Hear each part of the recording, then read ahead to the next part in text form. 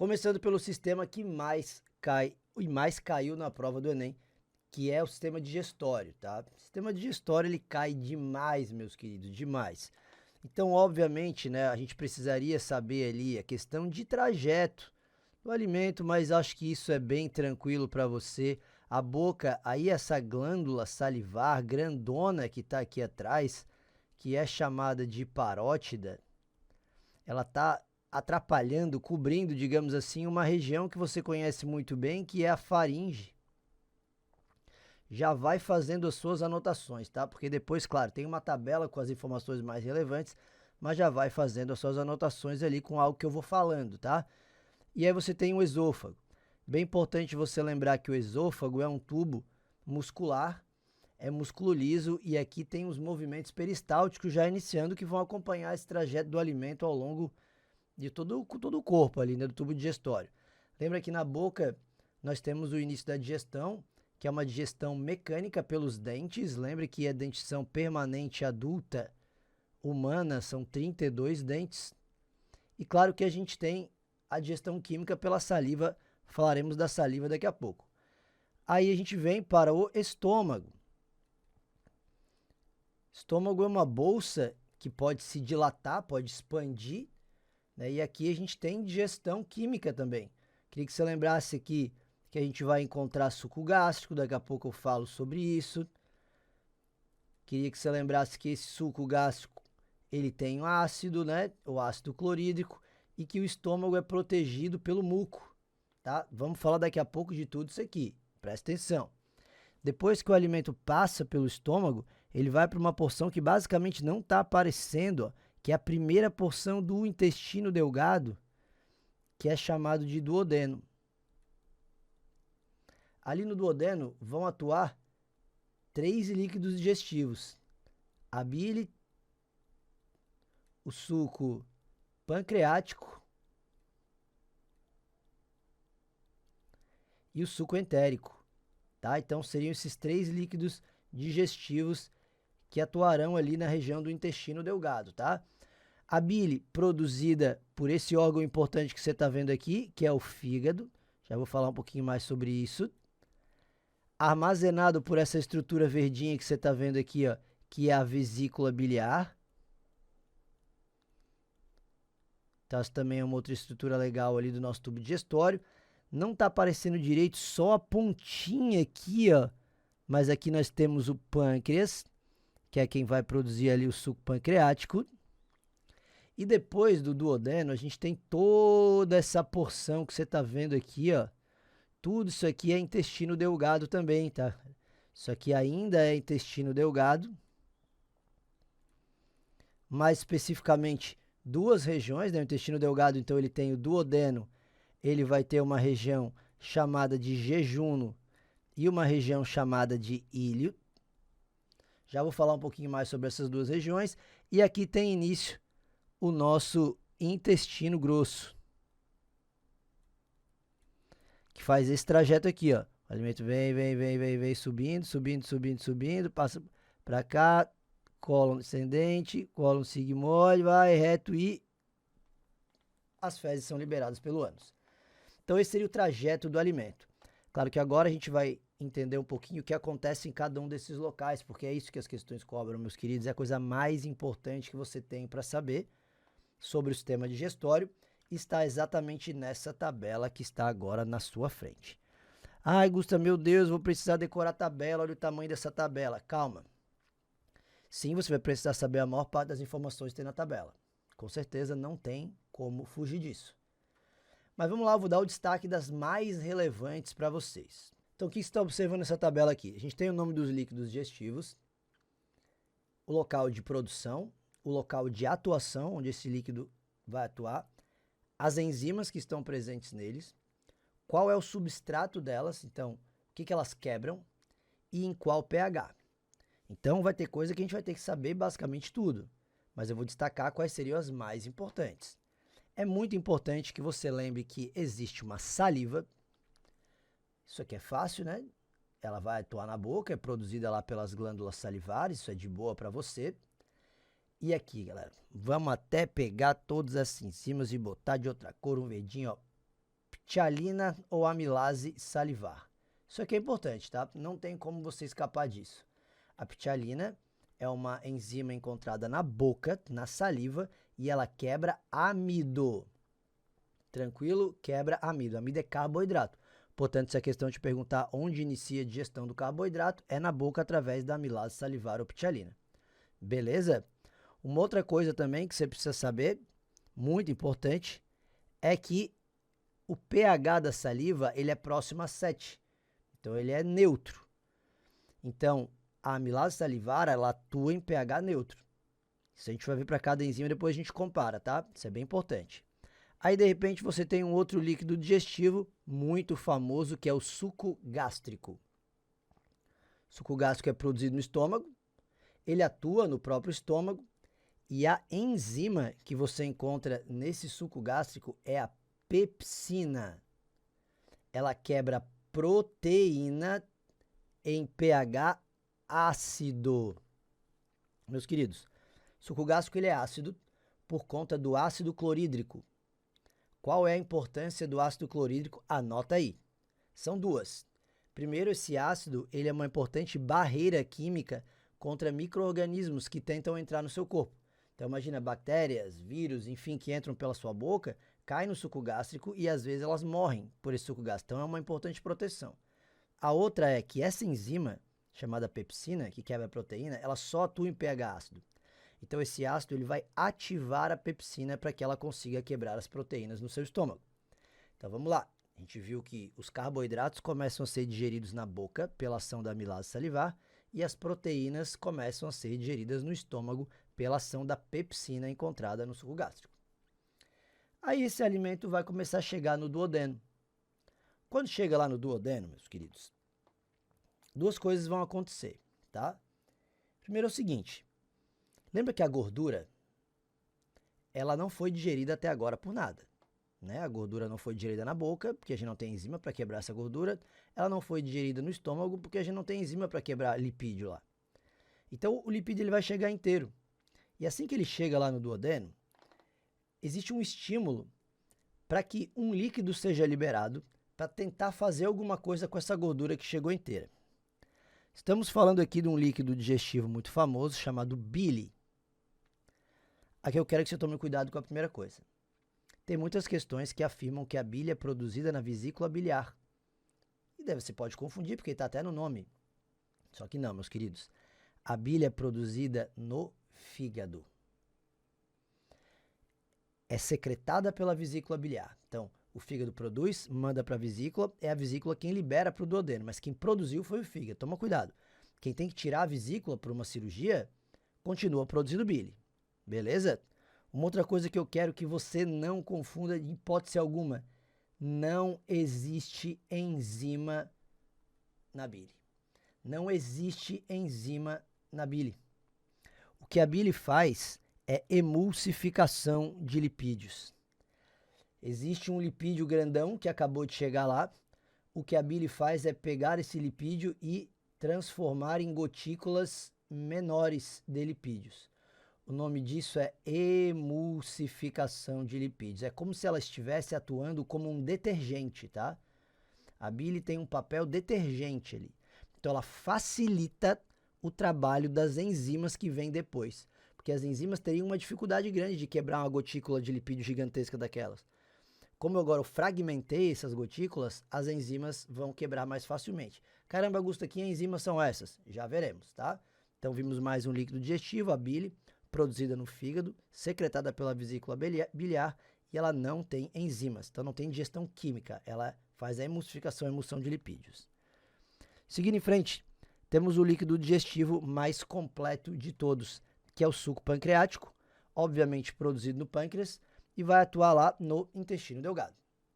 E aqui uma coisa, esse suco pancreático ele vai ter duas coisas importantes, as enzimas, que a gente vai falar, e também uma substância que vai ajudar a neutralizar o pH do alimento vindo do estômago. Como assim, Gusta? Você lembra que o pH do estômago era muito ácido por causa do ácido clorídrico? É em torno de 2,5. O estômago ele tem um revestimento interno de muco para proteger, para que esse ácido não fique corroendo a sua parede. Só que quando o alimento passa do estômago para o duodeno não tem esse revestimento de muco. Então esse pH que está bem ácido, ele vai precisar ser modificado. E é aí que entra o pâncreas em cena. O pâncreas vai liberar o bicarbonato. Anota aí, o bicarbonato é liberado para fazer com que esse pH suba. E ele sobe tanto que acaba ficando alcalino. Então o pH é alcalino aqui do suco pancreático. Como o pH é alcalino, as enzimas que a gente encontra no suco pancreático, elas têm um pH ótimo alcalino. Como assim? Elas atuam em pH alcalino. Que enzimas são essas? Você lembra que lá na boca a gente tinha a amilase salivar, que quebrava o amido? Aqui a gente tem a amilase pancreática, que também quebra o amido. Com uma diferença, a amilase salivar está atuando na boca, quebrando o amido em pH neutro. A amilase pancreática, ela atua no duodeno, quebrando o amido num pH alcalino. Você lembra que lá no estômago a gente tinha pepsina, que era a enzima que quebrava proteína, em pH ácido? Aqui nós temos a tripsina e a quimotripsina, ambas quebrando proteína em pH alcalino. Então não adianta nada você pegar a pepsina, que é lá do estômago, jogar no duodeno, ela não vai funcionar, porque o pH do duodeno está muito acima do que ela gosta. Além dessas enzimas, claro, nós temos as primeiras lipases. Lipase quebra lipídio. Lembra que esse lipídio, ele agora vai ser mais facilmente quebrado porque a bile já deu uma diminuída nele. Aí chegam as enzimas e quebram, tá? Existe enzima para quebrar DNA, RNA, é um suco digestivo bem completo. Para fechar, meus queridos, existe ainda o suco entérico. O suco entérico ele é produzido no próprio intestino delgado, tá? Próprio intestino delgado. E nesse suco entérico nós temos enzimas que vão finalizar o processo digestório. Como assim, Gusta? Porque você viu aqui, ó, lá em cima, ó, a amilase salivar quebra o amido, que é um polissacarídeo, até um disacarídeo, que é a maltose. Só que o disacarídeo ele ainda é muito grande para que a gente consiga absorver. Então a gente precisa quebrar esse disacarídeo até 2 monossacarídeos. Então lá no suco entérico, você tem uma enzima chamada maltase, que vai quebrar essa maltose em 2 glicoses. Assim como você tem uma enzima chamada lactase, que quebra a lactose em glicose e galactose. Então, você vai quebrar peptídeos através da peptidase até aminoácidos para poder absorver. Você vai quebrar alguns lipídios pequenos ali até ácido graxo e glicerol para poder absorver. Então, se você reparar as enzimas do suco entérico, elas são todas enzimas que finalizam o processo digestório. Tem que decorar o nome dessas enzimas deles? Cara, dificilmente aparece a do suco entérico. Só lembra que isso existe, tá? Talvez quiser lembrar da lactase ali, que é uma enzima famosa, né? Por causa de muitas pessoas não produzem, tem intolerância à lactose, pode ser. Mas aquelas que eu destaquei ali em cima, de saliva, suco gástrico e suco pancreático, com certeza essas são as que caem pra caramba. Então não tem como você fugir de estudar essa tabela e essas enzimas. Não tem como. Aí você encasa as duas informações, né? O trajeto e vai fazendo a anotação de qual enzima está atuando em cada uma daquelas regiões. Essa é a digestão química. Nós digerimos tudo isso com qual finalidade? Com o objetivo de absorver as coisas. E às vezes você vai se separar com uma questão como essa, que ela vai comparar o que aconteceu na digestão de alguns tubos. Então vamos lá. Para verificar a digestão de lipídios, então, o que ele quer aqui, deixa eu pegar o marca-texto aqui, ó, digestão de lipídios, foram colocados em 5 tubos de ensaios óleo de soja, que tem lipídio, né? Água e secreções digestivas, em diferentes valores de pH, como indica a tabela. O volume de cada substância utilizada por tubo foi idêntico. Unidades de ácidos graxos e de glicerol serão encontrados em quais tubos? Ó, quando a gente quebra lipídio, forma ácido graxo e glicerol. Então, para que você encontre essas unidades, precisa ter ocorrido digestão dentro daquele tubo. No tubo 1, foi colocado óleo de soja, água e bile em pH 8. Galera, bile não tem enzima. Lembra disso? A bile não tem enzima, então você não vai ter digestão. Não vai ter digestão no tubo 1, porque não tem enzima. O tubo 2 tem óleo de soja, água e lipase. Opa, lipase é a enzima que quebra lipídio. Lipase pancreática é aquela que está no suco pancreático. Só que o problema é que aqui ele colocou um pH 3. Lembra que lá no suco pancreático o pH é alcalino, é acima de 8. Então no pH 3 a lipase pancreática não funciona, então não vai ter digestão no tubo 2. No tubo 3, óleo de soja, água, lipase pancreática e bile. Caramba, bile fragmenta, lipase digere quimicamente, mas não em pH 3. Então não vai ter digestão no tubo 3. Tubo 4, óleo de soja, água e lipase pancreática em pH 8. Opa, aqui a gente começou a conversar, porque a gente colocou o lipídio, água, para ter a hidrólise ali, né? A enzima do pâncreas que quebra lipídio e o pH que ela gosta, que é o pH 8. Então, sim, tubo 4 a gente vai ter digestão. Tubo 5, óleo de soja, água, lipase pancreática, bile. Opa, peraí, eu também dei as condições adequadas necessárias para que ocorra a digestão. Então, vai ter nos dois. Qual é a diferença? É porque no tubo 4, a lipase pancreática vai ter que trabalhar sozinha. Ela vai ter que pegar aquele lipídio inteiro e quebrar. Ela vai quebrar? Vai. Mas vai demorar um pouquinho mais. Não vai quebrar tanto. Já no tubo 5, a lipase pancreática vai ter a ajuda da bile, que ela vai dando uma fragmentada e facilita, acelera o trabalho da lipase. Portanto, quando a gente vai observar aqui os gabaritos, você vê que o 4 e o 5 a gente vai ter digestão, né? E aí você vai lá para a alternativa aí, 4 e 5, sendo que no tubo 5 essas unidades serão produzidas mais rapidamente. Claro, a bile vai acelerar a ação depois do trabalho das enzimas. Então, temos aqui o nosso gabarito, alternativa E. Beleza, meus queridos? Esse tipo de questão é muito clássica, muito clássico. Mas lembra que a gente digeriu tudo isso para que pudesse absorver. Por isso que a gente tem um intestino delgado com vários metros de comprimento. Toda a próxima porção, que é o jejuno e o ilho, você tem absorção do que foi digerido. E aí, para isso, nós temos as vilosidades e as microvilosidades. Vilosidades são as dobras, você está vendo aqui, ó, dobras da parede interna do intestino. Para que servem as vilosidades? Aumentar a área de contato, aumentar a superfície de absorção. Se a gente observa essas células que revestem as vilosidades, que revestem a parede interna do intestino no microscópio, você vai ver ainda que cada uma dessas células, na membrana plasmática, elas têm isso aqui, ó, como se fossem também dedinhos de luva, ou vilosidades bem pequenininhas. Isso aqui é uma célula que está revestindo a parede.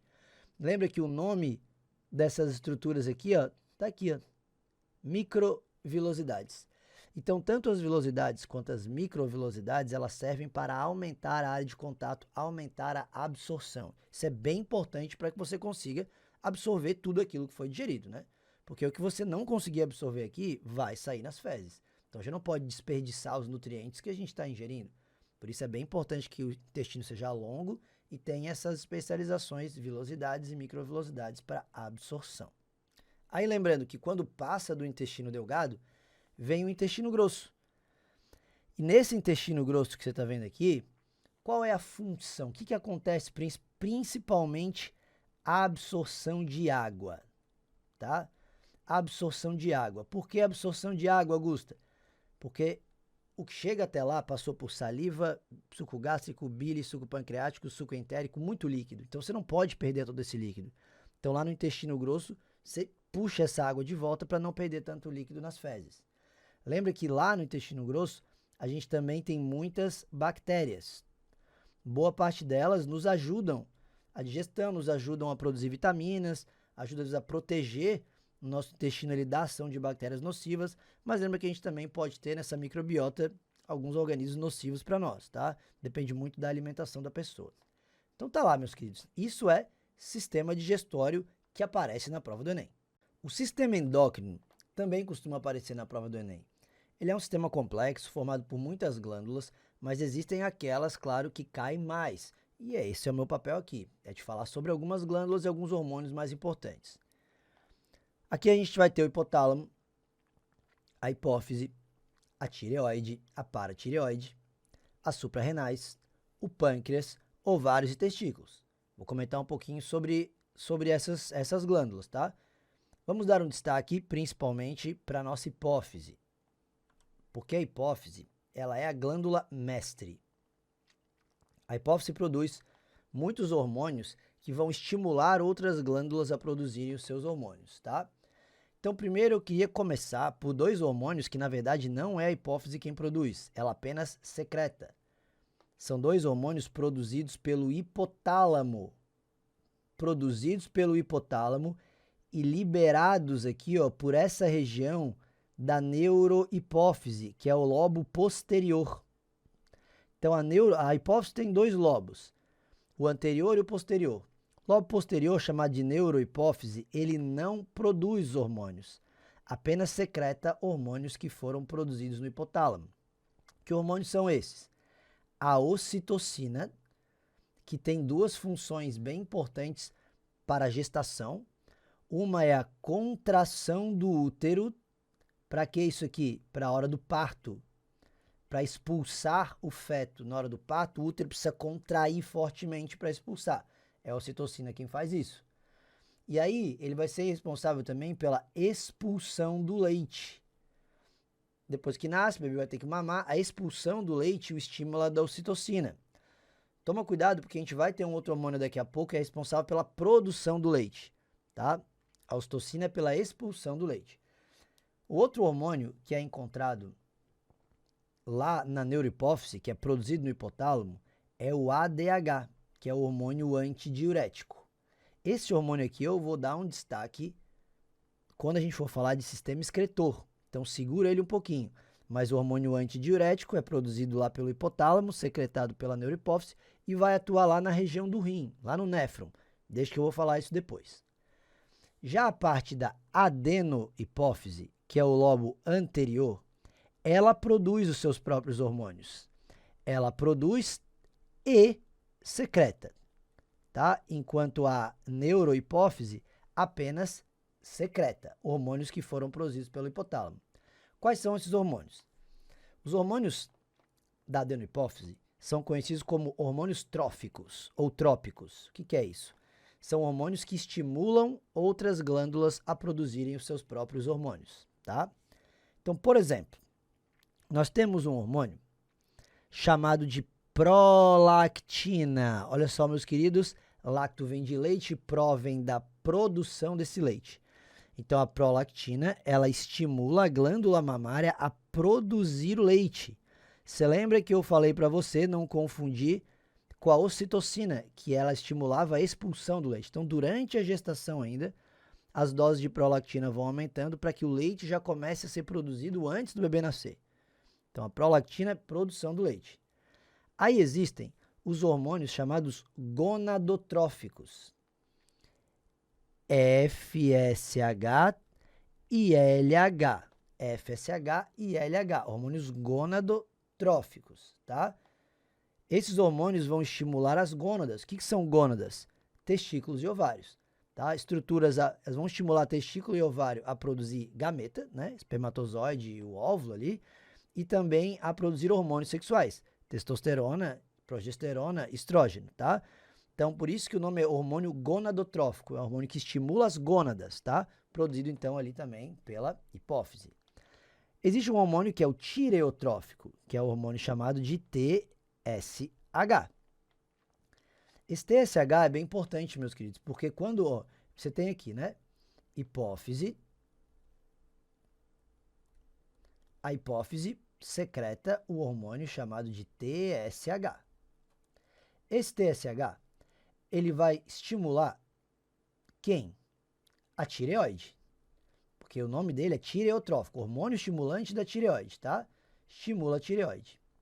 Estimula a tireoide a fazer o quê? A produzir os dois hormônios principais que regulam o nosso metabolismo, que são os hormônios T3 e o T4. Lembra que esses hormônios T3 e T4, eles regulam o nosso metabolismo, são as reações químicas que acontecem no nosso corpo. Eles são hormônios que levam iodo na sua composição. Anota isso, iodo, porque a falta de iodo, então, vai gerar problema na produção desses hormônios. O excesso de T3 e de T4 vai gerar uma situação conhecida como hipertireoidismo.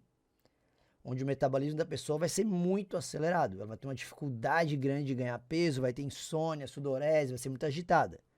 Só que existe o contrário também, que é o hipotireoidismo, a deficiência na produção daqueles hormônios T3 e T4, onde a pessoa vai ter um metabolismo mais lento, uma dificuldade em perder peso, facilidade em ganhar, mais sonolência, mais cansaço, tá? Então, isso é disfunção de T3 e T4, tá? Queria que você lembrasse uma coisa quando a gente fala de hormônios, que as questões podem citar esse termo aqui, que é o feedback negativo. Como assim, Gusto? O que é o feedback negativo? Acabei de mostrar uma via de estímulo aqui para você, né? A hipófise produzindo TSH, o TSH estimulando a tireoide a produzir T3 e T4. Depois que o T3 e T4 forem produzidos, a tireoide não precisa que a hipófise continue estimulando ela, porque nós necessitamos de doses pequenas de hormônios. A gente não precisa ficar com doses altas de hormônio. Então, para que não ocorra uma sobrecarga hormonal e também um desperdício de energia de ficar estimulando, sempre que uma glândula é estimulada por outra a produzir o seu hormônio, quando ela produz o seu hormônio, ela vai ter que avisar aquela glândula inicial que já está bom, ela já produziu, não precisa mais continuar estimulando. Então, o que vai acontecer aqui depois que o T3 e o T4 forem produzidos? Isso aqui manda uma resposta lá para a hipófise, conhecida como feedback negativo, que é uma inibição, meus queridos. Esse tal de feedback negativo, ele serve para avisar a hipófise que não precisa mais continuar estimulando. Ó, já tá bom, nós já estamos aqui, você já cumpriu o seu papel de estimular a produção de T3 e T4. Agora você pode parar. E aí, quando ela recebe esse feedback negativo, ela deixa de produzir o TSH. E aí a tireoide deixa de ficar sendo estimulada. Até que as taxas de T3 e T4 caiam, e aí o feedback negativo se interrompa, e aí a hipófise entende, opa, tá na hora de eu estimular mais. Então isso é feedback negativo, é bem importante, tá? Legal você saber.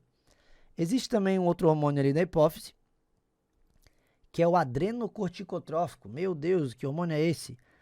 Cai pouco, tá? Mas é o ACTH. Ele vai estimular o córtex dessa glândulazinha que tem aqui em cima do rim, que é a suprarrenal, também chamada de adrenal. Essa adrenal, meus queridos, a adrenal ali, ó, ela produz 3 hormônios, ela produz mais, tá? Mas eu vou colocar aqui 3 hormônios famosos que ela produz. Na medula, que é a parte interna dela, ela produz a adrenalina. Você lembra que a adrenalina é aquele hormônio que vai estimular, né, uma tal de luta ou fuga, o músculo vai funcionar melhor, o coração vai disparar, a frequência respiratória também, a pupila dilata, então situações mais emergenciais, né? Só que ela também produz um hormônio chamado cortisol na parte externa, né, que é o córtex dela. Esse cortisol, ele tem várias funções do corpo, mas cortisol ele é um anti-inflamatório. Lembra que você pode ser, que já tenha tomado, já tenha feito uso de um medicamento corticoide que serve para reduzir inflamação. É chamado de hormônio do estresse, né? E também ali é produzida aldosterona, que é um hormôniozinho que eu vou falar um pouquinho mais quando a gente citar sistema excretor, sistema urinário, tá? Mas tudo isso é produzido na suprarrenal, também chamada de adrenal. E aí, para fechar aqui a nossa hipófise, a gente tem um hormônio que é o somatotrófico. Talvez você não lembre dele com esse nome, mas ele é o GH, que é o hormônio do crescimento. E ele vai estimular o crescimento de ossos e também o crescimento de músculos, tá? Ossos e músculos. É o hormônio do crescimento. Então tá, meus queridos. Esse slide mostrou para você os principais hormônios aqui que tem no corpo, tá? A gente vai ver um bem importante pelo menos, mas aqui ó, a hipófise é a glândula mestre. Ela estimula outras glândulas a produzirem seus hormônios. Alguns desses outros hormônios eu já falei. Falei para você do T3, T4, falei para vocês ali da adrenalina, cortisol, aldosterona e dos hormônios da hipófise. Só que eu preciso muito que você saiba do que vem agora. O hormônio mais importante para a sua prova do Enem é a insulina. A insulina é um hormônio proteico produzido pelo pâncreas. E ela tem a função de regular, de controlar a glicemia. O que é a glicemia? É a glicose no sangue. Então, com esse esquema que eu trouxe, não é muito difícil de você entender quando que a insulina atua e o que ela faz, tá? Então, vamos lá, presta atenção aqui. Imagina que a pessoa se alimentou, comeu alguma coisa ali. ela vai passar pelo processo digestório, que você já sabe como é que funciona, vai digerir tudo, começa a absorver, e o açúcar resultante dessa digestão vai para o sangue. Com isso, aumenta a taxa de glicose aqui no sangue. Então, a gente pode dizer que aumenta a glicemia. Quem que vai ser liberada quando a glicemia estiver alta? A insulina? A insulina é um hormônio hipoglicemiante. O que significa? Ela serve para baixar a glicose no sangue. A insulina é produzida por células lá no pâncreas, lá das ilhotas pancreáticas. Está vendo aqui, ó, o pâncreas é uma glândula mista. Nós já estudamos o pâncreas onde? No sistema digestório, porque existe uma célula do pâncreas, que são essas células acinosas aqui, ó, que elas produzem suco pancreático, as enzimas, o bicarbonato, mas o pâncreas também tem uma porção endócrina aqui, ó, células que produzem sua secreção e lançam para a corrente sanguínea. Essa porção endócrina é formada pelas células alfa e beta. A célula beta é a que secreta a insulina. Então, quando a taxa de glicose aumenta, isso estimula a célula beta a secretar insulina. A insulina, meus queridos, ela tira essa glicose do sangue. Ela promove a entrada de glicose nas células. Para quê? Para que você use essa glicose para produzir energia ou para que você estoque essa glicose. Porque é difícil você gastar muita energia depois de comer, né? Você vai correr uma maratona sempre depois de comer. Então, pode ser que você tenha um excesso de glicose e precise fazer uma reserva. Essa nossa reserva é feita principalmente no fígado e no músculo. Então, olha só. A insulina, ela vai tirar a glicose do sangue, vai jogar nas células, mas ela vai principalmente jogar aqui, ó. Fígado absorve a glicose para armazenar essa glicose. Como que a gente armazena a glicose? Na forma de glicogênio. Então, a insulina vai favorecer a formação desse estoque de glicogênio. E aí você consegue baixar a glicemia. A glicemia fica baixinha. Tudo certo. Só que vai chegar um momento que a tua glicemia baixa demais. Então você comeu, fez todo o processo digestório, a insulina atuou, tirou, agora você está algumas horas sem comer. E a glicemia começa a baixar. É ruim isso também, por quê? Porque se tem pouco açúcar no sangue, significa que as células vão receber pouco açúcar. E a glicose é importante para produzir energia. As células precisam de glicose, né? Então agora vai chegar a hora de você quebrar aquela reserva de glicogênio que havia feito no fígado para começar a distribuir essa glicose para a célula de novo, jogando no sangue. E aí chega a vez dessa baixa glicemia estimular a produção do outro hormônio do pâncreas, que ele é antagônico à insulina. Então, meus queridos, se você sabe a função da insulina, você sabe a do glucagon. É só colocar tudo ao contrário. Então, agora as células que serão estimuladas são as células alfa do pâncreas, a liberarem o glucagon. O glucagon, ele vai fazer isso aqui, ó. Fígado quebra o glicogênio e libera a glicose. Tá? O glucagon, ele aumenta a glicemia. Ele vai fazer com que aquela glicose que estava armazenada na forma de glicogênio seja liberada para o sangue. Então, a glicemia aumenta. Então, o glucagon vai ser liberado quando você está em jejum ali. Está com pouco açúcar no sangue, as células alfa vão secretar o glucagon para você usar aquele estoque que havia feito, quebra aquele estoque, tá? Só vou deixar um extra aqui para você. Como que é o nome dessa quebra do glicogênio? A quebra do glicogênio. Quebra do glicogênio, o nome é glicogenólise. Glicogenólise é a quebra do glicogênio. Quem é que faz isso? O glucagon, então. Não confunde com glicólise, tá? Glicólise é a quebra da glicose. Não confunde. E como é que é o nome da formação do glicogênio? O nome da formação, aquela que a insulina vai estimular. O nome disso é glicogênese, tá? Glicogênese é a formação do glicogênio. Então, meus queridos, esse é o hormônio mais importante, a insulina. Porque você sabe que tem pessoas que têm alguma disfunção ou na produção ou na ação da insulina. E aí nós teremos uma situação conhecida como diabetes mellitus ou mellitus, tá? Então vamos lá. Olha essa primeira imagem que está logo embaixo do título aqui, ó, diabetes mellitus, tá? O que seria um indivíduo saudável em relação à insulina? A glicemia está alta, o pâncreas, células beta do pâncreas vão ser estimuladas a produzir a insulina. Qual é a função da insulina? Facilitar a entrada de glicose na célula. Como é que isso ocorre? Existem canais por onde a glicose vai precisar entrar. Só que esses canais eles só estão abertos e disponíveis na membrana depois que a insulina se ligar a um receptor dela aqui, ó. Então, se liga ao receptor, o canal aparece aqui e abre, e aí a glicose consegue entrar na célula, tá? Então, a insulina é que vai promover essa entrada. Alguns indivíduos têm problema nessa função da insulina. E aí nós temos um indivíduo com diabetes mellitus. Existe o tipo 1 e o tipo 2. Diabetes tipo 1. As células beta não produzem insulina. As células beta, por algum motivo genético, autoimune, são destruídas e elas não produzem insulina. Então, se o indivíduo não produz a insulina, meus queridos, não tem como a insulina se encaixar em receptor nenhum. Então, o canal por onde a glicose precisaria entrar não vai ficar disponível. Então, essa pessoa não consegue fazer a glicose entrar na célula. O que é um problema por vários aspectos. Primeiro, as células precisam de glicose para ter energia, então elas não vão ter glicose. Segundo, que glicose no sangue vai deixar aquele sangue ali muito concentrado, muito grosso, vai interromper a circulação em vários lugares. É muito ruim, tá? Então, qual é a solução para esse indivíduo aqui?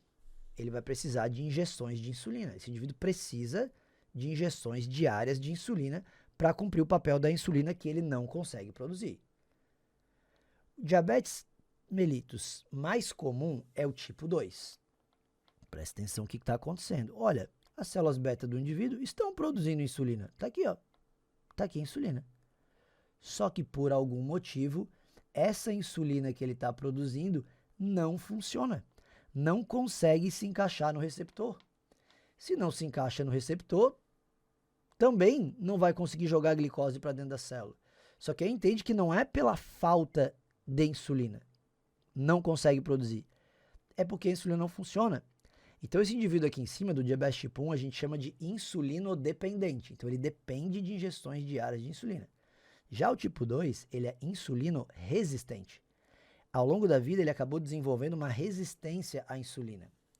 Isso acontece principalmente por hábitos de vida muito desregrados ao longo da vida, tá?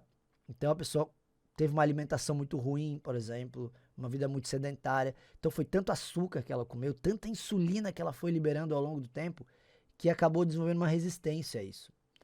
Então, não adianta só esse indivíduo tomar insulina. Não adianta. Ele tem que usar outros medicamentos, por exemplo, para tirar essa glicose ou pela urina, ou, obviamente, né, ou não, né, obrigatoriamente aí mudar o hábito de vida, né? Precisa fazer atividade física, precisa melhorar drasticamente a alimentação, para que aos poucos ela vá perdendo essa resistência à insulina, vá aumentando a sensibilidade à insulina de novo, tá?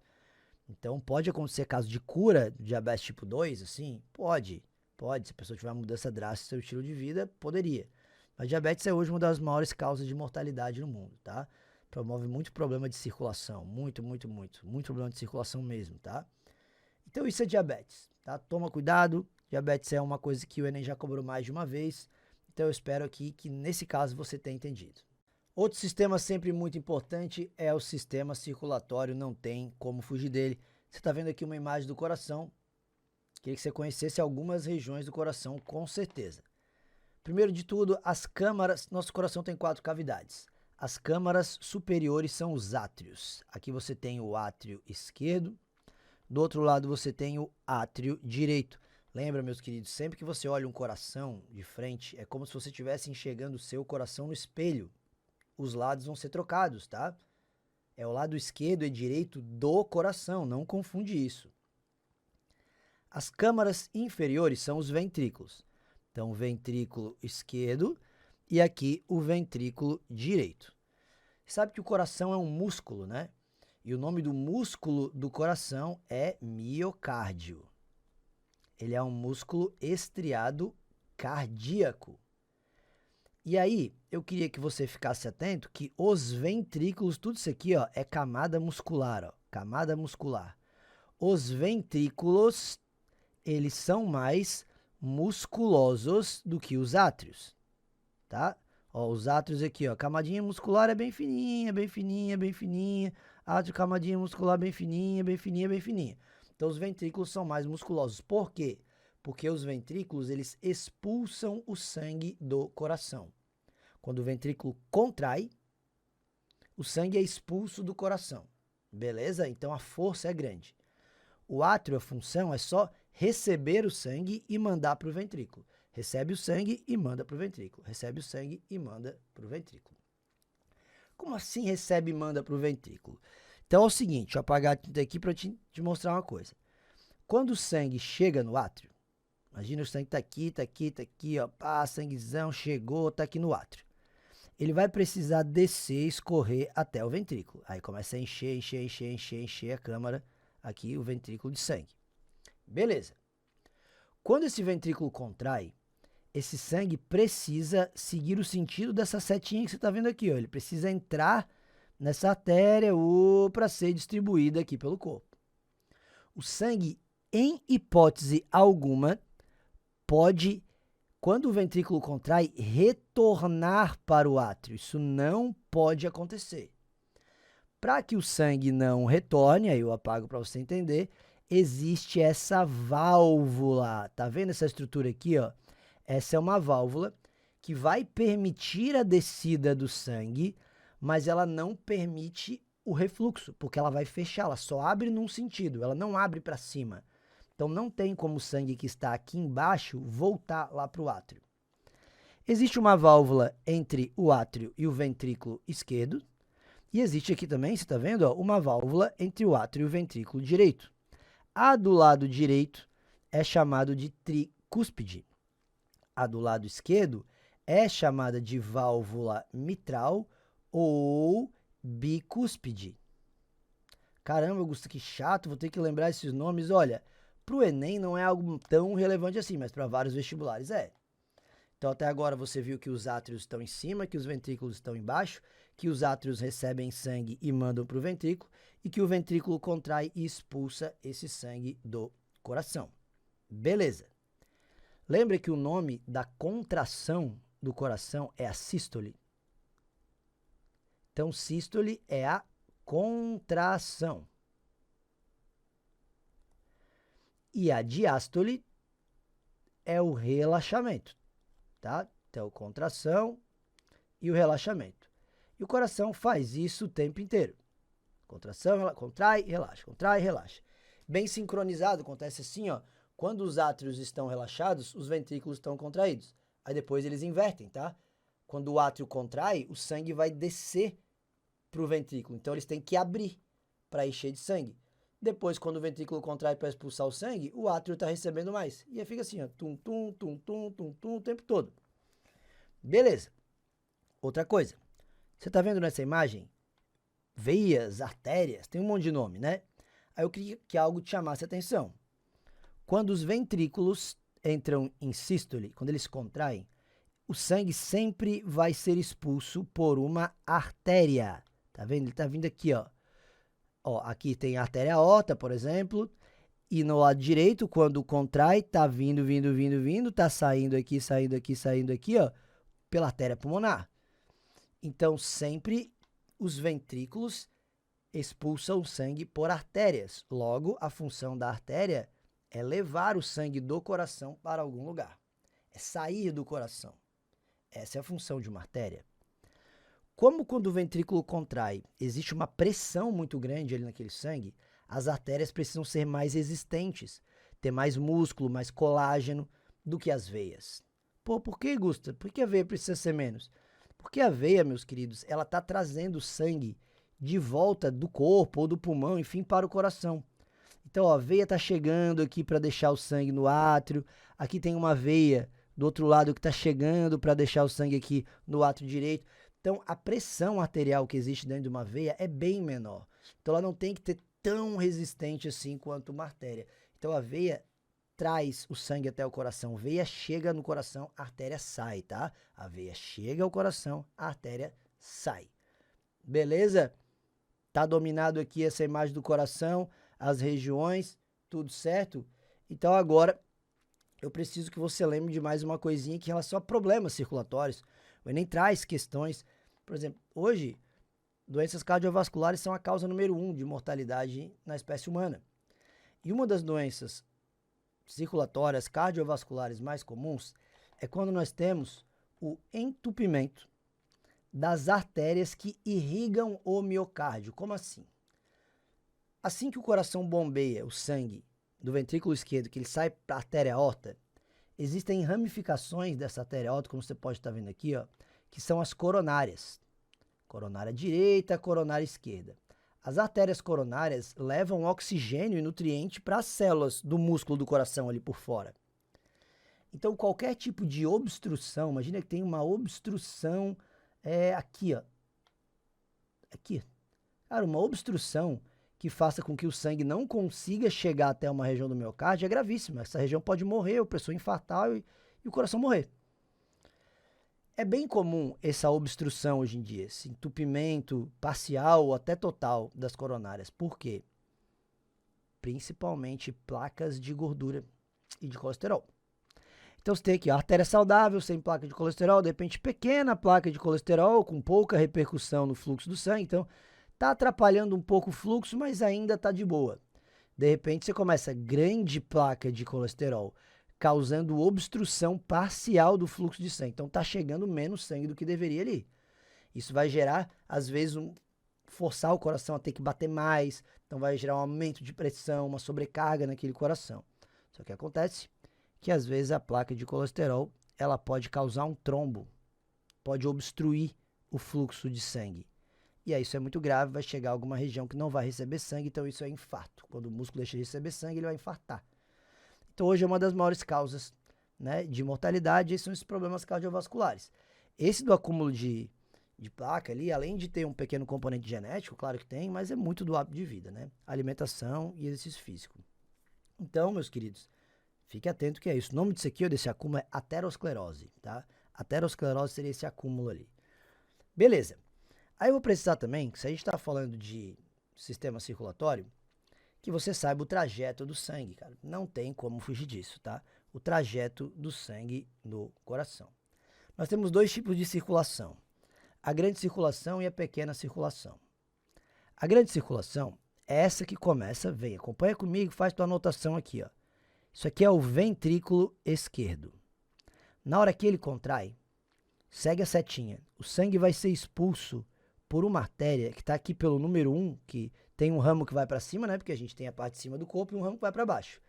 Essa aqui é a artéria famosa pra caramba, chamada de artéria aorta. Que ela tem um parte que vai para cima, e isso aqui também, ó. Isso aqui também é a artéria aorta. Tá? Então, artéria aorta.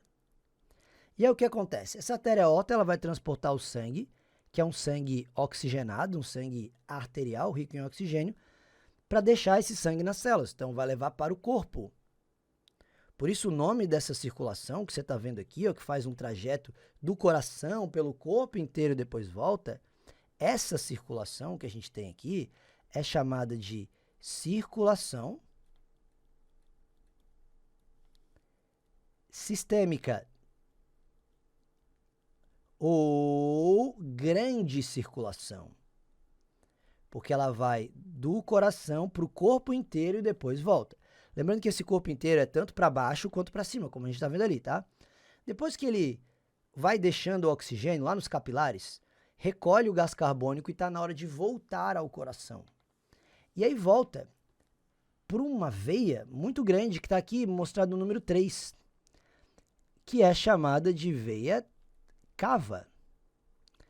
Ela traz o sangue recolhendo de cima e também recolhe da parte de baixo, né? Então, essa aqui, ó, que você está vendo aqui, isso é a veia cava.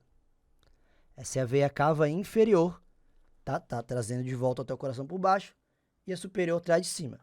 Perceba que as duas, elas estão trazendo sangue até essa estrutura aqui, que é o átrio direito, tá? Então, ó, A grande circulação começou no ventrículo esquerdo, passou pela artéria aorta, vai para o corpo, volta pela veia cava até o átrio direito. Começou do lado esquerdo, termina do direito. Começou do direito, vai terminar no esquerdo, já vamos falar sobre isso. Aí esse sangue que acabou de chegar no átrio direito, ele está cheio de gás carbônico, né? É um sangue que a gente chama de venoso. Não é um sangue interessante para o corpo. Então a gente precisa enviar esse sangue para ser oxigenado lá nos pulmões. E é aí que esse sangue desce para o ventrículo direito. E quando o ventrículo direito contrai, o sangue é expulso por artérias. Que artérias seriam essas? Essa aqui, ó, tanto desse lado quanto desse outro lado. O nome é artéria pulmonar. Aqui nós temos dois pulmões, né? Então aqui seria a artéria pulmonar esquerda e aqui, ó, nesse lugar aqui, a artéria pulmonar direita. Tá levando esse sangue venoso, então é uma artéria transportando o sangue venoso, sim, isso existe, sangue cheio de gás carbônico, para que lá no pulmão seja feita a troca gasosa. Você lembra que o nome dessa troca gasosa aqui, ó, a gente até vai falar, quando falar de sistema respiratório, é hematose. Aí o sangue que estava cheio de CO2, ele vai passar a ser um sangue cheio de oxigênio de novo. E aí ele vai voltar, perceba que essa tia volta ao coração, chegando lá no átrio esquerdo. Quem é que leva esse sangue de volta ao coração? É uma veia, né? No caso aqui, a veia chamada de veia pulmonar. Como nós temos dois pulmões, a gente vai ter essa veia pulmonar aqui à esquerda, mas aqui, ó, nesse outro lado, a gente também tem a veia pulmonar direita. Como que é o nome dessa circulação? Ventrículo direito, pulmão, átrio esquerdo. Você concorda que o trajeto é bem pequenininho, porque o coração está colado no pulmão? Se aquela circulação que a gente tinha, gigantesca, que ia para o corpo inteiro, era chamada de grande circulação, essa aqui é chamada de pequena circulação. Essa pequena circulação também posso chamar de circulação pulmonar. Claro, né? Porque ela vai até o pulmão. Então, esse é o trajeto do coração, meus queridos, o trajeto do sangue. Lembrando, então, que a contração é sístole, o relaxamento é a diástole. E lembrando que o coração, ele não depende do sistema nervoso central para bater. O coração, ele é autoexcitável. O fato de seu coração ficar contraindo e relaxando o tempo inteiro depende de estímulos que são gerados no próprio coração. Então, é lá no próprio coração que esses estímulos nervosos são gerados, numa região localizada lá no átrio direito. Vou até voltar uma imagem para você entender. Aqui nessa região, pode ser até aqui, ó. Aqui na região superior, tá? Que é no átrio direito, uma regiãozinha superior que você tem no coração, a gente tem uma região aqui chamada de nódulo sinoatrial. Esse nódulo sinoatrial, ele é o marca-passo do coração. Ele fica mandando estímulo para o coração bater o tempo todo, tá? Então, o coração é autoexcitável. Não quer dizer que o nosso sistema nervoso não tenha influência. O sistema nervoso, ele pode mandar o coração bater mais rápido ou mais devagar, dependendo da necessidade do organismo. Mas o fato dele funcionar independe ali daquele sistema nervoso. Ele é autoexcitável. O sistema respiratório é outro que poderia aparecer na sua prova do Enem. Em termos de componentes, ele é relativamente simples. Preciso que você entenda esse trajeto. Então, o ar ele vai entrar aqui ou pelas fossas nasais, número 1, ou pela boca, né? Tanto faz. Depois ele passa para a região 3, que é a nossa garganta, chamada de faringe. E aí ele desce para a laringe, que está aqui no 4. Depois vem para a traqueia. Aí vai se ramificar em 2 brônquios, né? Aí esses brônquios se ramificam mais ainda, não dá para ver direitinho aqui, mas depois nós vamos dar uma olhada melhor nos bronquíolos. Depois falarei mais sobre esses bronquíolos ali e tal. Aqui embaixo nessa imagem vocês também conseguem ver o diafragma, né? Um músculo que vai movimentar e vai gerar a mecânica respiratória, que a gente também vai conversar um pouquinho daqui a pouco. Mas então vamos lá, a gente tem algumas coisas para discutir sobre o que acontece ali ao longo desse trajeto. Então beleza, ali nas fossas nasais, preciso que você saiba que nas fossas nasais você pode ter o aquecimento do ar. Então, a gente tem muitos vasos sanguíneos ali que podem aquecer. A gente pode ter a umidificação do ar. E a filtração por conta ali de muco e pelos que nós temos, tá? Então, por isso que é melhor, em relação a essas características, respirar pelo nariz do que pela boca. Você lembra que faringe é uma estrutura comum ao sistema digestório e respiratório, então tem os dois ali. Na laringe, a gente vai falar daqui a pouquinho, vou te mostrar um outro slide. Vou mostrar agora então, vamos lá. Então é o seguinte, imagina que o alimento entrou pela boca, ele vem para a faringe. O ar também entrou ou pela boca ou pelo nariz, vem para a faringe. Só que daqui para baixo, então isso aqui é faringe. Daqui para baixo, nós teremos dois caminhos. Aqui atrás é o esôfago, tá vendo aqui, ó? Esôfago, nessa parte de trás aqui. E aqui na frente, por esse caminho, a gente tem laringe e depois teremos a traqueia. Só que, se não for ar, não dá para passar pela laringe para ir para a traqueia, para ir para o pulmão. Para impedir, existe essa estrutura conhecida como epiglote, que funciona como se fosse uma tampinha. Perceba que ela está presa aqui, ó, ao músculo da língua. Então, quando a gente faz o movimento de deglutição, de engolir, a gente empurra a língua para trás e essa tampinha vai ficar aqui, ó. Ela vai fechar essa abertura. Então, tudo que estiver descendo vai bater aqui e obrigatoriamente vai passar por trás. Então, desce aqui, pum, vem por trás. Então, quando a epiglote está fechada, aquilo que está entrando lá pela nossa faringe vai para o esôfago e vai para o estômago. Isso pode ser água ou alimento, qualquer coisa. Enquanto a gente não está engolindo nada, a epiglote vai ficar aberta. Porque se a gente não está engolindo nada, a gente está respirando, né? Respirar, a gente tem que respirar o tempo inteiro. Então a epiglote ela só vai fechar quando a gente engolir alguma coisa. Tá? Senão ela vai ficar aberta para permitir que o ar que está entrando venha para cá. Beleza? Tranquilo isso aqui, né? Desceu então da laringe. Ah, outra coisa que eu queria que você soubesse na laringe. Vou até aproveitar que já está aqui na imagem. Tá vendo que aqui você tem tipo uma aberturazinha aqui, né? Aqui, nessa região da laringe, nós temos as nossas pregas vocais, ou cordas vocais, tá? Que é a estrutura fonadora, que produz nosso som. Então, tá ali na laringe. Beleza? Então, você sabe duas coisas. Na laringe, a abertura ali é controlada pela epiglote, e a gente tem ali as nossas pregas vocais. Passou, isso atinge a traqueia. Essa traqueia, meus queridos, primeiro, se você saiba, ela é formada por anéis cartilaginosos. Então, esses anéis de cartilagem, eles são importantes para garantir uma estrutura legal para a traqueia, para que ela não feche, não cole, e ao mesmo tempo uma flexibilidade, né? Uma resistência que precisa ter o nosso pescoço, um movimento. Além disso, dentro da traqueia, a gente tem um epitélio, tá? O tecido epitelial que reveste é um epitélio ciliado. Esses cílios servem para filtração, a gente também vai ter muco para reter qualquer tipo de impureza, ali, enfim, partícula sólida. Então, é isso que a gente tem na traqueia. O brônquio é muito parecido. Ramificou o brônquio, entra nos pulmões, aí perceba que os brônquios se ramificam mais ainda. Aqui nós teríamos os bronquíolos. E o grande diferencial do pulmão dos mamíferos vai ser o que existe na extremidade daqueles bronquíolos. Na extremidade dos bronquíolos, nós temos as estruturas conhecidas como alvéolos pulmonar. Então, perceba, a gente tinha aqui essa estrutura aqui, a traqueia, né? Aí veio para cá, são os brônquios, e aí essas pontinhas aqui são os bronquíolos, e lá na extremidade dos bronquíolos você tem alvéolos pulmonares.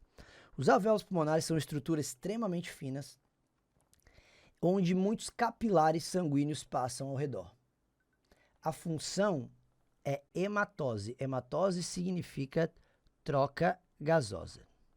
Troca gasosa entre o sangue e o alvéolo ali. Então, aqui, meus queridos, quando a gente respira, a gente manda muito oxigênio para dentro do alvéolo. Então, quando o sangue é levado ao pulmão, é aquele sangue que está cheio de CO2, lembra?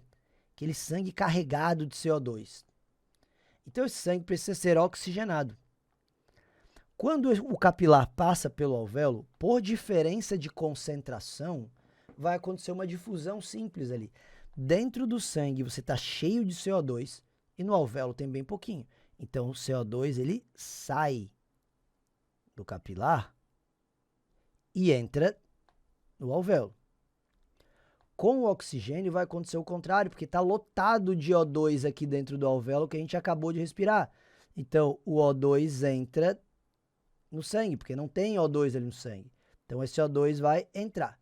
Por isso que o sangue que chega venoso, cheio de CO2, sai lá depois da hematose como um sangue arterial, cheio de oxigênio. Ele descarrega o CO2 dentro do alvéolo e pega o oxigênio. Esse CO2 que foi descarregado, você joga para fora, né? Ele vai fazer o caminho inverso. Bronquíolo, brônquio, traqueia, laringe, faringe, você expira, né? Joga para fora. Então isso é hematose, é muito importante. Lembra que você está vendo um monte de bola vermelha dentro desse vaso sanguíneo aqui. Essas são as hemácias. HB significa hemoglobina. Essa hemoglobina ela está se ligando aqui ao oxigênio, né, para poder fazer o transporte. Essa é a função, né? Transporte de oxigênio. É a função da hemácia, né? Transporte de oxigênio. Beleza, meus queridos? Então é dessa maneira que a gente troca os gases ali dentro desse pulmão. Então agora você já sabe o trajeto do ar, já sabe o que acontece e a composição de cada uma das estruturas. Só falta a gente entender um pouquinho como que o ar entra e sai do corpo. A mecânica respiratória, ela vai depender do movimento de dois músculos. Mas primeiro eu preciso que você entenda que o ar entra e sai do corpo por diferença de pressão que existe dentro da caixa torácica e fora do corpo, que é a pressão atmosférica. Beleza? É física pura a entrada e saída do ar. A entrada do ar, tá? Que é o que a gente vai ver aqui, ó, é conhecida como inspiração. Na inspiração, meus queridos, o diafragma, o músculo diafragma, ele contrai. E quando ele contrai, o movimento que ele faz é esse, ele estava aqui em cima, ele vai descer, ele baixa. Quando ele baixa, ele abre mais espaço aqui embaixo na caixa torácica. Os outros músculos que existem entre as costelas são chamados músculos intercostais, eles também contraem. E com isso a caixa torácica ela vai se expandir.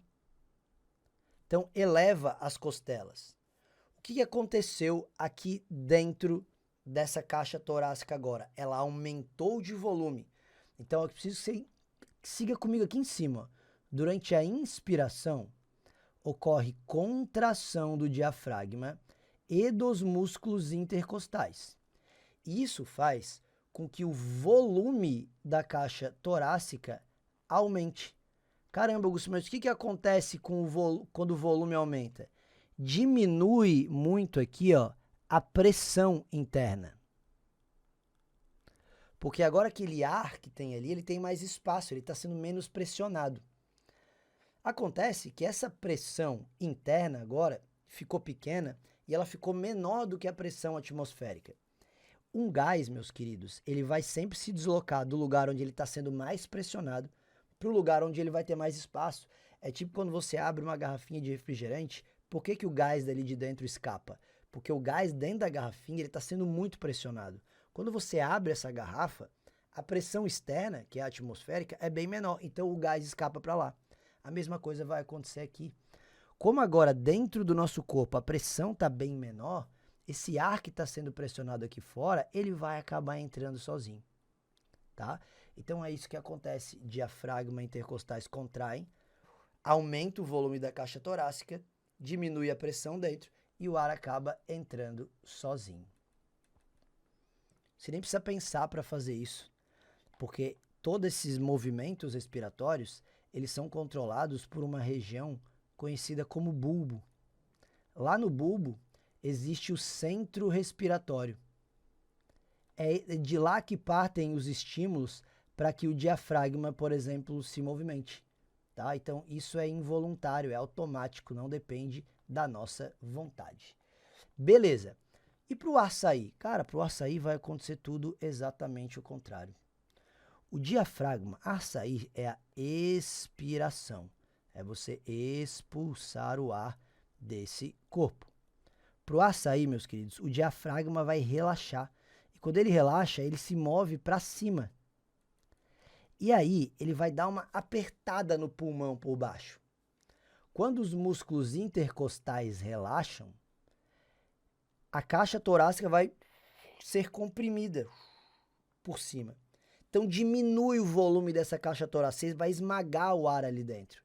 Se você diminui o volume, vai aumentar a pressão aqui dentro. E esse ar que está sendo agora pressionado aqui dentro, ele começa a ser expulso para fora do corpo. Então, a saída do ar aqui, quando você aumenta a pressão. Então, se você seguir aqui do lado, é exatamente do contrário. Ó. Durante a expiração, você tem o relaxamento do diafragma e dos músculos intercostais. Você tem um volume da caixa torácica que diminui. E se você diminui o volume, vai aumentar a pressão e o ar acaba saindo. Tá? Então, mecânica respiratória, se você grava, tá? Ou entende o que acontece numa inspiração, você já sabe o que acontece na expiração, porque é tudo ao contrário. Na inspiração, diafragma e intercostais contraem, o volume da caixa torácica aumenta, a pressão fica pequena ali dentro, o ar entra sozinho. Para expulsar o ar, você vai ter que pressionar o ar ali dentro. Então, como é que você faz isso? Relaxa os músculos, o diafragma relaxa e espreme por baixo, os intercostais relaxam e espremem pela frente, a pressão ali dentro fica grande e o ar vai sendo expulso sozinho. Tudo isso controlado involuntariamente pelo centro respiratório, mais especificamente o bulbo. Tranquilo? Então é assim que funciona a nossa mecânica respiratória. O sistema excretor é outro que de vez em quando aparece na prova do Enem. Tem uma coisa aqui, ó, que é mais básica, mais de boa, que é a organização dele. Né? Não tem tantas estruturas assim. Então vamos lá. Você sabe que nós temos 2 rins. Esse rim, depois que ele cumprir a sua função, que a gente já vai ver qual é, retirar algumas coisas ali do sangue, ele conduz a sua urina aqui, ó, por 2 canaizinhos chamados de ureteres. Essa urina é conduzida até um órgão de armazenamento, que é a bexiga urinária, e depois encaminhada para fora do corpo pela uretra. Então, esses seriam basicamente os componentes: rim, os ureteres, bexiga e uretra. O sangue que chega até o rim, ele está vindo do coração pela artéria aorta, lembra que é uma artéria bem importante. E aí, dessa artéria aorta, existe uma ramificação que traz o sangue até os rins. O nome dessa artéria é artéria renal.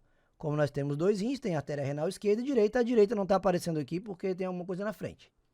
Lembra que o sangue dessa artéria renal, ele é um sangue rico em oxigênio, porque ele acabou de sair do coração, está vindo pela artéria aorta, né? É um sangue arterial. Só que ele também é um sangue rico em ureia. Por que rico em ureia? Porque essa é uma das principais funções do rim, é tirar a ureia. Então é óbvio que um sangue que acabou de chegar no rim vai ter bastante ureia. O rim tem que remover. Quando o sangue sai do rim, ele já passou pelo rim, o rim cumpriu sua função, ele vai sair por essa veia aqui, ó, tanto do lado esquerdo quanto do lado direito. O nome dessa veia é veia renal. Então, você tem a veia renal esquerda e direita. E aí, isso aqui cai numa veia bem grandona que está voltando ao coração. E você sabe muito bem o nome dessa veia, bem importante, que volta ao coração, é a veia cava. O sangue que está nessa veia renal, ele já passou pelo rim. Já deixou o oxigênio para as células que precisam de oxigênio. Então, esse sangue aqui, ele é rico em CO2, que é chamado de sangue venoso. Mas ele é um sangue pobre em ureia, porque aquela ureia, o rim tem que ter tirado, né? Se tem ureia ainda ali, é porque o rim não cumpriu o seu papel direito. Então, se você comparar a artéria renal com a veia renal, a artéria renal tem bem mais oxigênio do que a veia renal, mas a artéria renal tem bem mais ureia, porque ela está chegando no rim para o rim tirar aquela ureia. Só para você não confundir isso, tá? Tem gente que confunde sangue arterial com algo limpinho. Aí vai dizer assim, ah, sangue arterial ele é maravilhoso, então ele não tem quase nada de ureia. Não, o sangue arterial ele é cheio de oxigênio, o venoso cheio de CO2. Mas em relação às outras coisas, aí depende do vaso, você vai ter que analisar caso a caso. Dentro do rim, meus queridos, nós temos 1 milhão, tá, em cada rim, 1 milhão de unidades filtradoras chamadas néfrons. Então o que está aqui, ó, aparecendo para você, isso aqui é um néfron. A gente tem 1 milhão desses em cada um dos rins. Qual é a função? Tirar várias coisas do sangue. Então, quando o sangue chega ali no néfron, essa arteríola aferente aqui, ó, ela traz o sangue até o néfron. Você vai encontrar basicamente 4 regiões importantes no néfron ali. Essa primeira região, que você está vendo um formato de C, é chamada aqui de cápsula renal. Esse formato de C.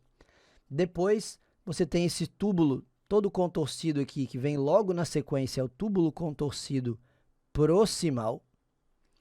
E aí segue comigo o trajeto, vem. Desceu aqui, subiu. Essa barriguinha, essa lomba que tem aqui é chamada alça néfrica ou alça de Henle. Depois que volta, tem o túbulo contorcido distal e aí lá no final o ducto ou tubo coletor. Então isso que eu pintei aqui em amarelo são as regiões de um néfron.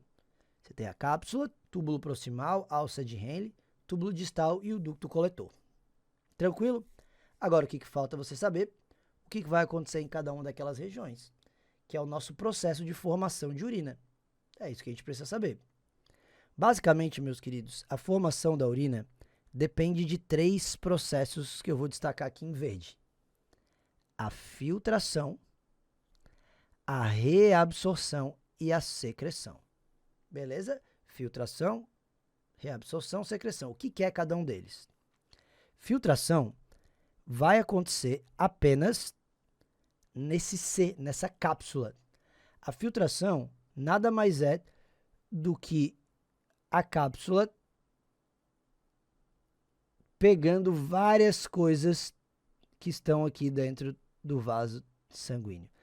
Então, a filtração glomerular, essa região toda que você está vendo aqui, ó, da cápsula junto com esses vasos aqui, tudo isso é chamado de glomérulo renal. Então, ela vai acontecer ali no glomérulo. E aqui na filtração, galera, as coisas são empurradas para fora do vaso sanguíneo. Elas são arrastadas pela pressão hidrostática. Tudo que for pequeno, ou quase tudo que for pequeno, vai ser arrastado para fora. Então, nessa filtração, passa água pra caramba, passa sais, passa ureia, passa glicose, passa aminoácidos. Cara, passa muita coisa ali nessa filtração. Esse filtrado glomerular, você acha muita coisa. Só que aí tem um problema, né?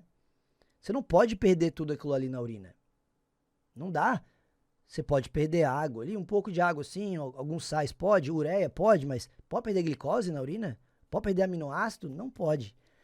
É por isso que existe a reabsorção. O que é a reabsorção? Reabsorção é isso aqui, meus queridos. Tá vendo essa seta aqui, ó? Ó, essa seta. Essa seta está mostrando algo saindo de dentro do túbulo proximal e voltando para o sangue. O nome disso é reabsorção. Então, o que é a reabsorção? Reabsorção é a possibilidade que o sangue tem de recuperar algo que foi filtrado, mas que não pode sair na urina. A maior parte do que é reabsorvido é água, tá? Tem que reabsorver água porque, cara, a gente não pode perder muita água assim na urina. Então, você vai ver em vários momentos, ó, água sendo reabsorvida, reabsorção de água. Tem bastante, tá? Só que aí, também precisa ser reabsorvida toda a glicose. Não dá para a gente perder glicose na urina. A glicose é um recurso importante, a gente estoca, produz energia. Então, a glicose vai precisar ser devolvida. Assim como os aminoácidos, eles precisam ser devolvidos. E alguns sais também vão ser devolvidos para que você não perca muito. Então, só não vai devolver ureia, né? Ureia tem que tirar mesmo, não vai devolver ureia para quê? Então, ao longo de todo esse trajeto, túbulo proximal, alça de Henle, túbulo distal, ducto coletor, existe a chance da reabsorção. Só que, você está vendo aqui uma seta diferente, ó, aqui em cima, estou destacando para você agora. Algo saindo do sangue, indo para dentro do túbulo. Meu Deus, o que é isso? O sangue jogando alguma coisa dentro do túbulo? Sim. O nome disso é secreção. Que foi aquele outro processo que eu destaquei ali embaixo, né, em verde. O que é a secreção? Secreção é a possibilidade que o sangue tem de pegar alguma coisa assim, pô, mas isso aqui a gente tem que tirar do corpo. E de repente não, o néfron não tirou? Será que eu posso ainda, tem alguma chance de jogar isso aqui na urina? Sim, é a secreção. Então, cara, que você pode acabar devolvendo aqui alguns sais que precisam ir, remédios, tá? Às vezes é alguma substância medicamentosa que o teu corpo tem que expulsar, porque é uma droga, querendo ou não, você pode secretar, jogar ali. Então é isso, ó. A formação da urina, ela basicamente vai depender desse balanço. A quantidade de urina que você produz num dia, então aqui, ó, quantidade excretada, vai depender de quanto você filtrou. Lembra que a filtração é isso aqui, né? É sair lá do glomérulo lá para dentro do néfron, menos quanto você deixa eu até tirar aqui para não confundir, né? Parece que é um igual aqui.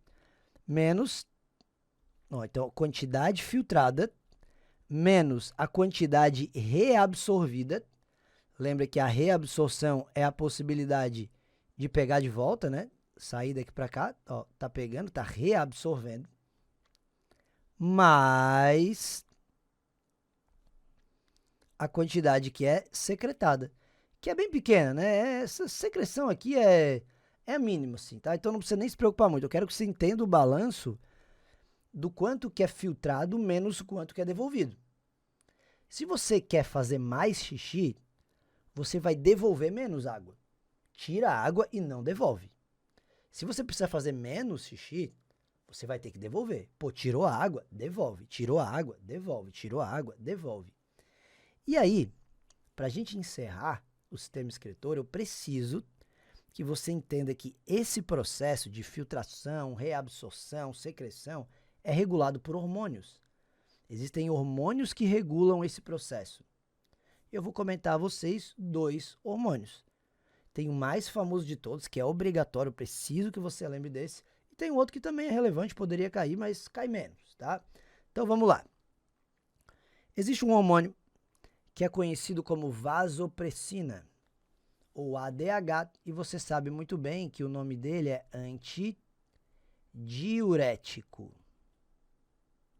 Meus queridos, diurese é a quantidade de urina que você está produzindo, quantidade de água que libera ali a quantidade de urina. Antidiurético é alguém que vai fazer você fazer menos xixi, tá? Então eu quero que você compare a imagem da esquerda com a da direita. A imagem da esquerda mostra o que acontece quando o ADH está atuando. Tá vendo essas setas aqui, ó, azuis? Uma seta azul, 2 setas azuis, 3 setas azuis. Isso aqui está indicando a reabsorção de água. Lembra que reabsorção é o rim devolver algumas coisas para o sangue. No caso aqui, ó, reabsorve água, devolve água. Por isso que ele é um hormônio antidiurético. Ele manda o rim devolver a água que tirou do sangue. Se você devolve a água, vai sair pouca água aqui na urina, tá? Então, pouca urina. Uma urina mais concentrada. Quando que a gente precisa desse hormônio? Cara, quando a gente está com falta d'água no corpo. Imagina de madrugada, que você ficou várias horas sem tomar água. Quando você sai de manhã e vai fazer um xixi, quando você acorda, o xixi está mais amarelo, porque está com menos água, né? Está mais concentrado, você tirou a água dali. Porque estava com pouca água no corpo, aí o ADH vai atuar. Se por algum motivo esse hormônio ADH não é produzido, então aqui, ó, sem o ADH, olha só o que acontece, velho. Cadê aquelas setas de devolução? Não tem, né? A água vai ser devolvida? Vai, um pouquinho lá no túbulo proximal e tal, mas nos locais de atuação do ADH, o ADH atua onde, tá? O ADH vai atuar em 2 locais. Ele vai atuar no túbulo distal e vai atuar no ducto coletor, ou tubo coletor, como preferirem, tá? Vai atuar nos dois. Sem ADH, ele não está atuando, ó. E aí o que vai acontecer? Muita urina. Às vezes, realmente, a gente não quer o ADH. Imagina que você toma bastante água, está tomando água, água, água. Você está com excesso de água no corpo. Aí você não precisa do ADH. Você pode tirar água na urina de boa. O problema é quando esse bloqueio na produção do ADH não é porque você está com muita água no corpo, é por algo que realmente está bloqueando a produção, tipo álcool. O álcool, ele bloqueia a produção do ADH. Então, um indivíduo que ingeriu álcool, ele vai acabar fazendo muito, muito, muito xixi, porque o ADH não está lá para mandar o rim devolver, tá? Então, é uma situação perigosa que pode gerar uma desidratação. Lembra então, meus queridos, vamos lá, o Enem já trouxe isso, uma situação onde um grupo se perdeu no deserto e está lá com sede. O que vai acontecer com a produção do ADH? Vai aumentar ou vai diminuir? Se a pessoa está com sede, está com pouca água dentro do corpo. Então você não pode perder água na urina. Então o ADH vai ter que atuar, tá? O ADH tem que atuar. Beleza? Isso é o ADH. Lembra que o ADH a gente viu na aula lá de endócrino, ele é produzido no hipotálamo, secretado pela neurohipófise. Existe uma doença que atrapalha a produção ou a função do ADH. É uma doença, o Enem já cobrou essa doença, e o nome da doença é diabetes insípidos. Não confunde com diabetes mellitus, ou mellitus, que é aquela da insulina. Isso aqui não tem nada a ver. Isso aqui é não produção ou não funcionamento do ADH. Então a pessoa acaba fazendo muito, muito, muito xixi. Claro, tem que tratar isso aqui, né? Porque senão vai fazer 15 litros de urina por dia. Aí não rola, né? Ela vai tratar. Mas isso é diabetes insípidos. Existe um outro hormônio que também vai influenciar esse processo aí de formação de urina, que é a aldosterona. Vou apagar essa imagem para colocar aqui por cima qual seria a função da aldosterona. Então, esquece esse ADH aqui agora, tá? Agora, imagina que a aldosterona está atuando. A aldosterona é um hormônio produzido pela glândula suprarrenal, que está acima do rim, né? Ou adrenais. O que a aldosterona faz? A aldosterona vai fazer com que o sódio seja devolvido ao sangue. A aldosterona, ela promove, ela aumenta a reabsorção de sódio.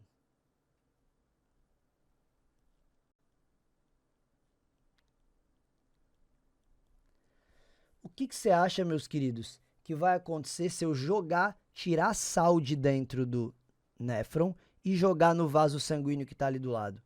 Você concorda que esse vaso sanguíneo vai ficar mais concentrado, porque eu estou jogando sal ali dentro? O que acontece com essa água que está aqui? A água também vai junto. Então, se a gente joga sal no sangue, a água vai acabar passando também. Opa, então, querendo ou não, a aldosterona, indiretamente ali, ela também faz a água sair do néfron e voltar para o sangue? Sim. E daí a pessoa vai fazer pouco xixi porque a água está sendo devolvida? Sim.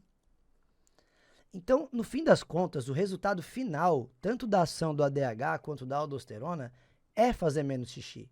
Só que por um mecanismo diferente. O ADH, ele aumenta a reabsorção de água direto, aumenta a permeabilidade e a água vai voltando.